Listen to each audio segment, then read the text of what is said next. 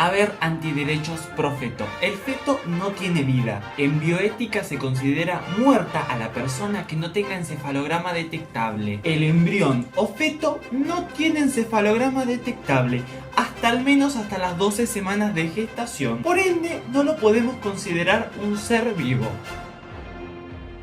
Eso está sacado de contexto. Primero, en bioética se considera el aborto como un acto reñido con la ética porque acaba con la vida de un ser humano. No hay ningún código de bioética en el mundo que concluya que el aborto esté bien. Segundo, legalmente, para declarar persona a alguien debemos ceñirnos a la Declaración Universal de los Derechos Humanos artículo 6 que reza: todo ser humano es igual a persona. No dice persona es todo ser humano con encefalograma detectable. Tercero, la mayoría de aborteras hablan de electroencefalograma sin saber qué es específicamente, así que les dejo un montón de información para que se instruyan. De manera muy sintética les digo que un electroencefalograma es una medida de actividad eléctrica del cerebro. Sencillito. Ahora bien, la ausencia de actividad cerebral en la muerte de una persona es distinta a la ausencia de actividad cerebral en el inicio de la vida de esa persona, porque en la primera es definitiva, en la segunda es transitoria. La muerte es un fenómeno biológico que refiere a la cesación definitiva de la vida. Si no tiene vida, ¿cómo es que crece y se desarrolla? Lo que determina que una persona esté viva es la sinergia, que es el trabajo conjunto de todos los sistemas de órganos en el cuerpo. Cuando una persona muere, esta sinergia se frena irreversiblemente. Y presten atención a esta palabra, irreversiblemente. El organismo humano se mantiene en un estado de sinergia entre los distintos órganos y si algo causa la necrosis de un órgano, puede acabar con la vida del organismo entero, como es el caso de la insuficiencia renal terminal, de la pancreatitis y hepatitis fulminante, de la trombosis mesentérica, un infarto de miocardio o la muerte encefálica. Esto nos lleva a decir que el humano no solo es cerebro, sino el conjunto de todas las células interactuando unas con otras de forma armónica como una orquesta.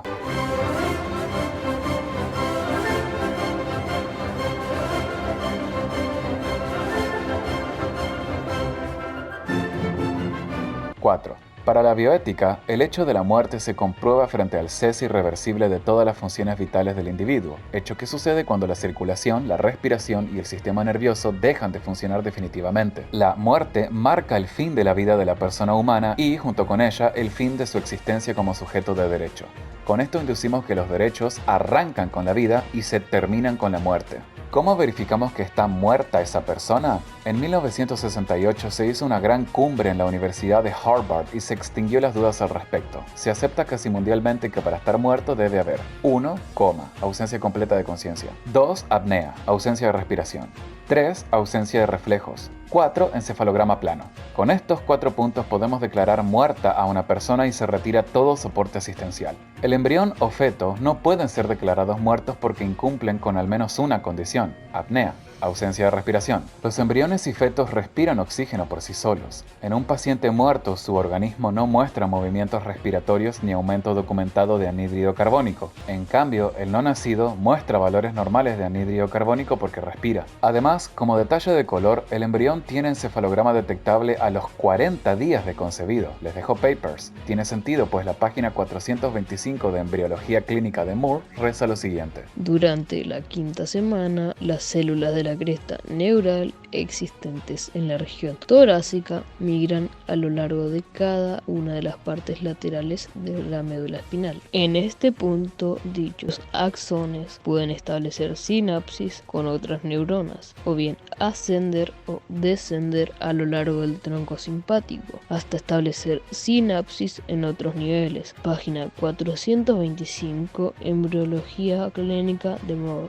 Aunque se tenga encefalograma detectable a los 40 días de gestación, ningún científico creíble diría que la vida arranca a los 40 días. La vida comienza en la concepción y no en otro punto. Aunque la actividad cerebral se detecte a los 40 días de gestación, ustedes igual siguen pidiendo aborto hasta la semana 14. Para colmo, los latidos cardíacos arrancan a los 22 días de concebido. Ustedes piden aborto hasta las 14 semanas. Los reflejos y motilidad se tienen a partir de las 7 semanas de gestación y ustedes siguen pidiendo aborto hasta las 14 semanas. La conciencia transitoriamente la tendrá abolida y la cobrará. La persona muerta tendrá abolida permanentemente la conciencia y nunca la recobrará.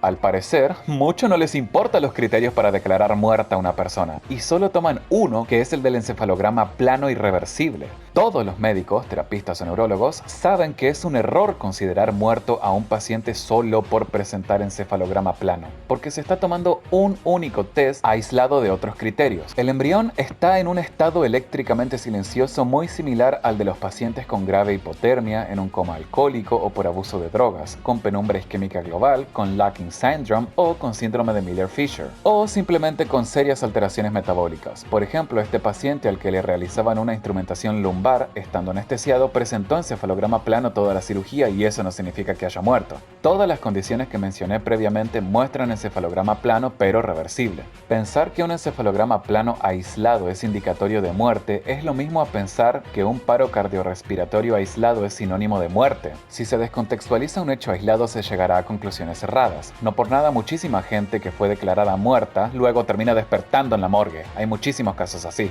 Para entender la muerte cerebral hay que trabajar desde el criterio de irreversibilidad. La irreversibilidad del cese de las funciones del encéfalo es la muerte. En última instancia, cuando un individuo muere, se trata de la pérdida irreversible del funcionamiento del organismo como un todo. Nunca olviden los criterios de Harvard en conjunto y no tomen uno solo a conveniencia. Además, el criterio de Harvard hablaba de declarar muertas a personas nacidas, no a personas por nacer. Hay que tomar el contexto. Quinto, y como último detalle de color, cuando un ser humano muere, las enzimas del organismo comienzan a destruir las células del cuerpo desde dentro. Por ello ocurre la putrefacción. En un joven ser humano vivo, las enzimas colaboran armónicamente como orquesta para construir el organismo desde dentro. Si usted sostiene que por no tener electroencefalograma el no nacido no está vivo, pues entonces está muerto y su comportamiento debe ser el de cadáver. La ciencia forense que trabaja con muertos demostró que los cuerpos muertos tienen comportamiento cadavérico. Si el no nacido no tiene vida, entonces debería presentar enfriamiento del cuerpo, rigidez, putrefacción, maceración, saponificación y un largo etcétera, y claramente los no nacidos no tienen comportamiento bioquímico cadavérico. Una mujer no puede estar gestando algo muerto, por favor, un poco de coherencia. Reconocer la vida en el bebé a partir de que tenga encefalograma conlleva la impronta de desconocer que estaba vivo las 4 semanas anteriores subsiguientes a la fecundación. Afirmar que una persona está viva porque muestra impulsos eléctricos en la corteza cerebral implica reducirla a su capacidad neuronal, sujetando su existencia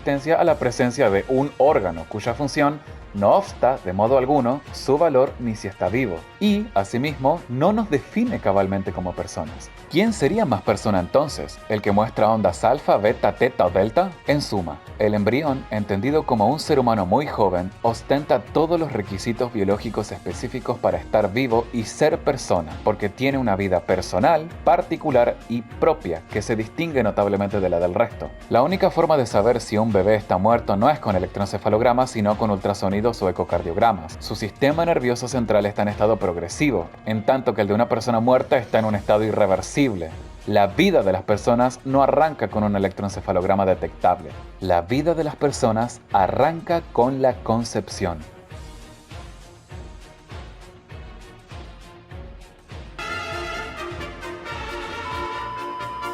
A ver, profeto antiderechos, el feto no tiene vida porque el peronismo siempre otorgó derechos. El embrión o feto no tiene encefalogramas detectables hasta al menos las 12 semanas de gestación, claro, obvio. Laterales de la médula espinal, donde forman masas Ay, Dios. Todos estos ganglios están dispuestos a No. ¡Ah! ¡Ah! ¡Ah! ¿Me entendés?